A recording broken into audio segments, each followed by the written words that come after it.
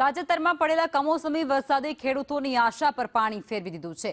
ખાસ કરીને ગીર સોમનાથ જિલ્લામાં ખેતીને વ્યાપક નુકસાન થયું છે અને જેને પગલે ગઈકાલથી સરકારી સર્વેની કામગીરી હાથ ધરવામાં આવી છે।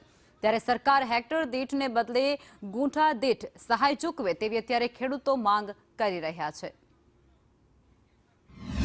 સર્વેની ટીમને જે છે કે સર્વે નંબર ઉપર જતા મોટી મુશ્કેલી પડે છે કે ગારો અને કાદવ કિચડને કારણે એટલે કાલે 65 જેવું સર્વે થયું અને આજે અત્યારે સવારના 8 વાગ્યાથી 22 જેવું સર્વે થયું છે।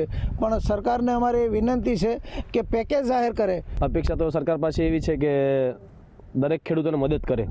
નુકસાન બધાને થોડું ને થોડું નુકસાન છે જ, કોઈ એવો ખેડૂત નથી કે એમને નુકસાન નથી।